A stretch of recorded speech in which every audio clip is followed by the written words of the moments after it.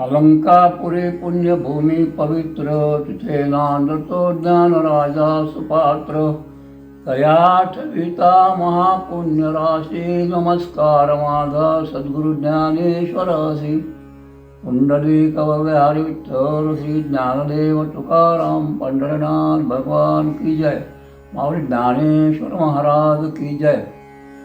आज हरिपाठावर बोलणार आहे मी. तर हरिपाठाचा पहिला अभंग आहे माऊलींचा.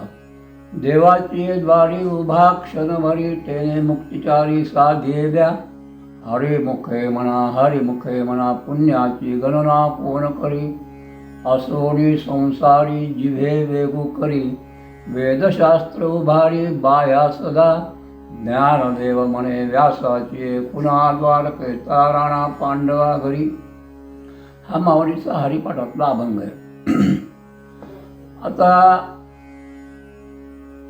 कलियुगामध्ये काय आहे की भगवंताचं एक ब्रीद वाक्य आहे. परित्राणाय साधूनां विनाशाय च दुष्कृतां धर्मसंस्थापनार्थाय संभवामि युगे. भगवान प्रत्येक युगामध्ये अवतार घेतात, पण अवतार घेतल्यानंतर त्यांचं एकच ब्रीद आहे. भक्ता राखे पायापाशी दुर्जनाशी संवारी. दुर्जन लोकांचा नाश करणं आणि भक्ताचं रक्षण करणं हे भगवंताच्या अवताराचं मुख्य प्रयोजन असतं. परंतु मला सांगा की या जगामध्ये काय फक्त दुर्जन आणि सज्जन दोनच आहेत का? नुसते सज्जनच आहेत, नुसते दुर्जनच आहेत का? आता सज्जन मोठमोठे मी पाहिले, मोठमोठे वारकरी संप्रदायातले लोक पाहिले. वारकरी संप्रदायात रोज भजन करणारे, रोज कीर्तन करणारे आणि वय न झालेलं असताना खोटं आधार दाखवून व्यष्टीनं प्रवास करतात. मग आता सज्जन म्हणायचं का दुर्जन म्हणायचं? तर मधला जो वर्ग आहे त्याच्यासाठी संतांचे अवतार आहेत. या जगामध्ये संत झाले आणि आपल्या महाराष्ट्र ही संतांची भूमी आहे. माऊलीच्या काळामध्ये प्रत्येक समाजामध्ये संत झाले. ज्ञानेश्वर माऊलीच्या काळामध्ये निवृत्तीनाथ होते, सोपान काका होते, मुक्ताबाई होती, नामदेव महाराज होते. त्याच्यानंतर एकनाथ महाराजांनंतर अवतार झाला. नामदेव महाराजांच्या काळामध्ये त्याच्यानंतर सावतामाळी होते, चोखोबा महाराज होते. असे बरेच संत त्या काळामध्ये होऊन गेले. प्रत्येक समाजामध्ये संत निर्माण झाले. आणि संतांचं कार्य काय की जे दुष्ट नाहीत आणि जे सज्जनही नाहीत अशा मधल्या लोकांचा उद्धार करावा, यासाठी संतांचं कार्य आहे. कारण हे देवाला करता येत नाही. देव मधल्या लोकांसाठी काहीच करत नाही. एक तर ते सज्जनाचा उद्धार करतील आणि दुर्जनाचा संहार करतील, पण संत तसे करत नाही. संत जे खळांची व्यंकटी सांडवते असं कर्मिरटीवाडे माऊली म्हणले की नाही बसायदानामध्ये, की दुर्जन असो की सज्जन असो त्याच्या वृत्तीमध्ये बदल करण्याचं सामर्थ्य संतांमध्ये आहे. आणि संतांचं कार्य फार मोठं आहे. आता माऊलींचं कार्य, माऊलींचा अवतार ज्या वेळेला झाला त्यावेळेला माऊलींना संसारिक भाग्य तेवढं नव्हतं. मग ती माऊलींची संतांची लीला समजावी आपण. जशी देवाची लीला असते तशी संतांची लीला असते. कारण त्यांना बराच त्रास सहन करावा लागला. वाडीत ब्राह्मण समाजाने किंवा इतर समाजानं टाकल्या गेलं. त्यांच्या वडिलांनी संन्यासाश्रम घेतल्यानंतर गृहस्थाश्रम स्वीकारला.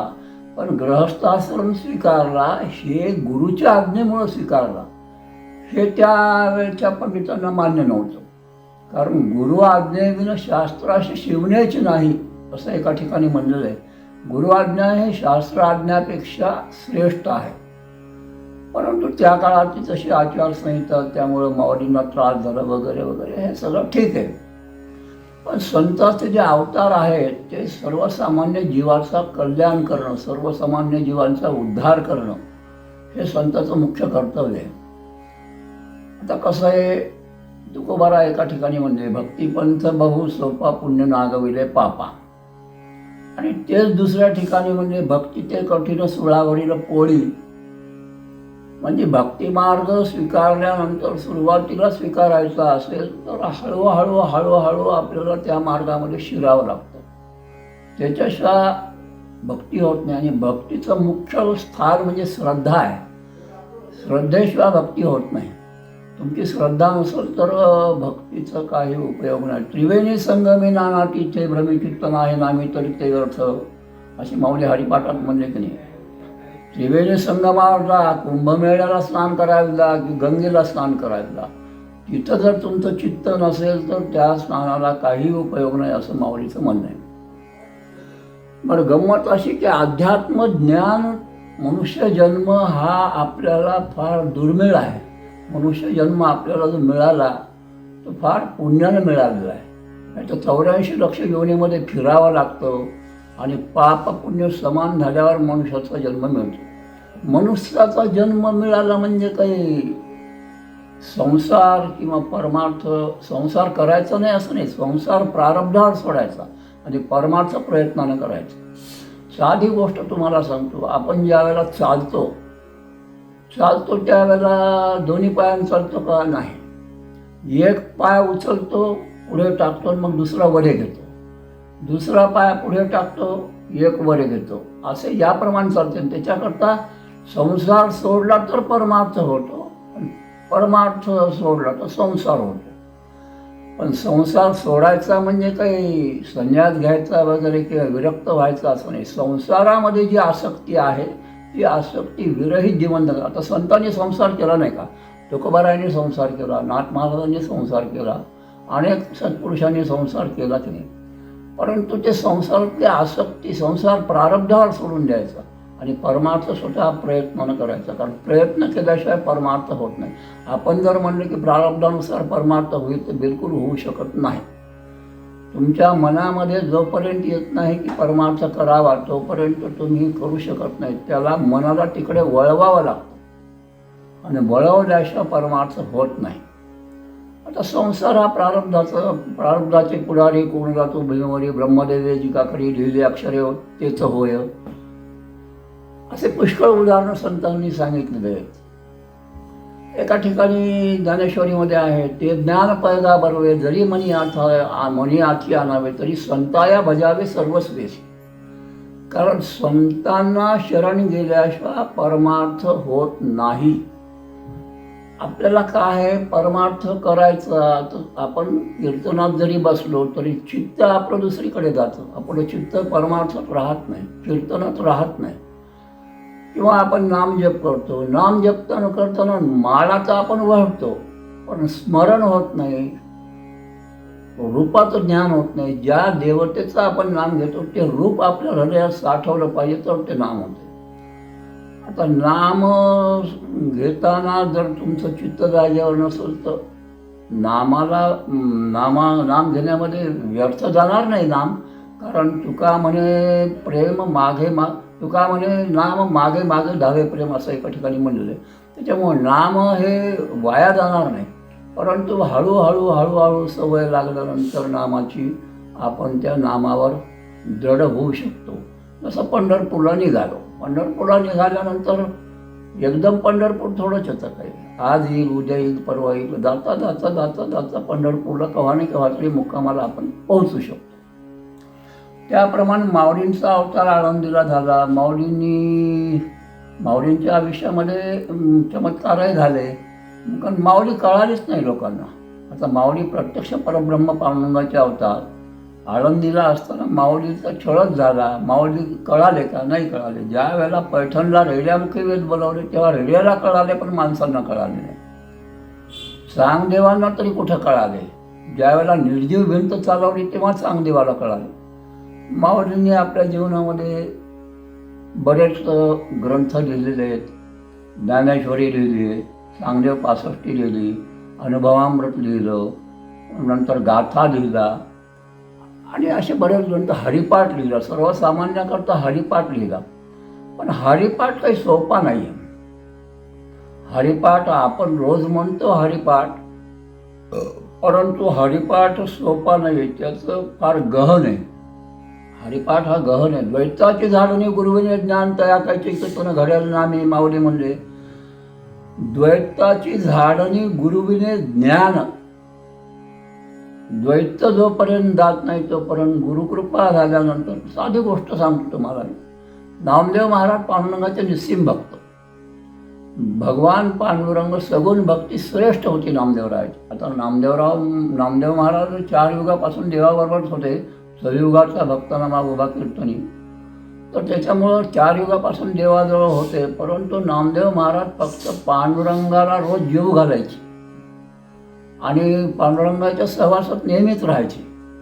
परंतु काय झालं, ज्या वेळेला संत मंडळी जमा झाली आणि मुक्ताबाईंनी नमस्कार करायला विरोध केला, त्यावेळेला मग मुक्ताबाई बनल्या की अखंड दयाला देवाचा शेजार कार्य अहंकार नाही गेला.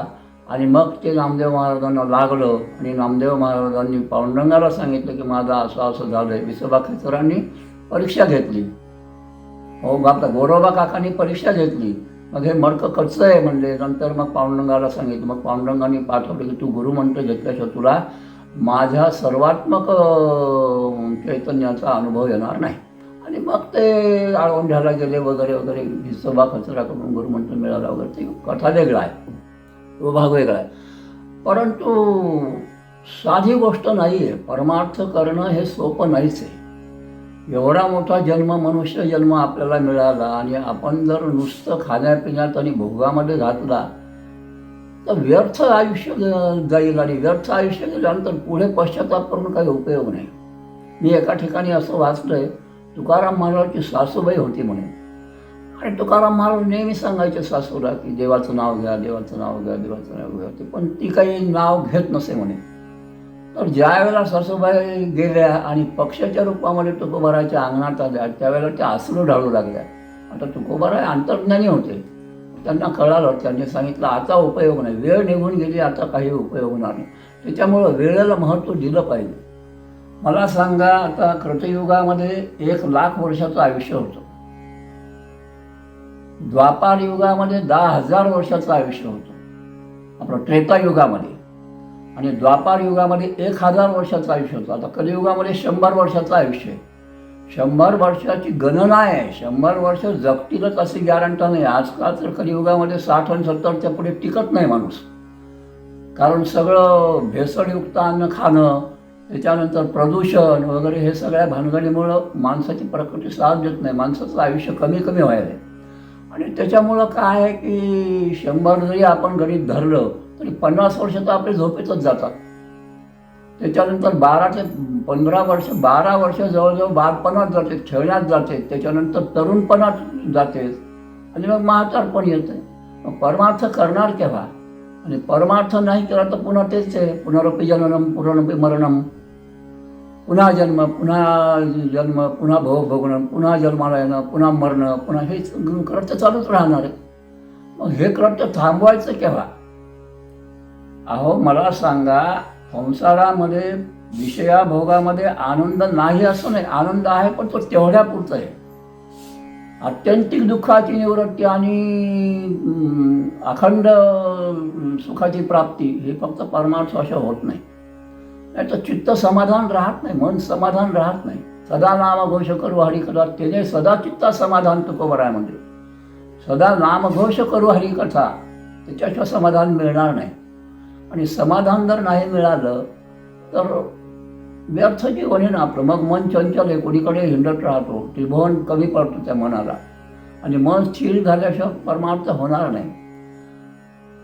बस एवढंच सांगायचं. आणि पुंडलिक याच्यानंतरचा दुसरा भाग आपण पुढे पाहू. पुंडलिक हरी विठ्ठल श्री ज्ञानदेव तुकाराम पंढरीनाथ भगवान की जय. माऊली ज्ञानेश्वर महाराज की जय.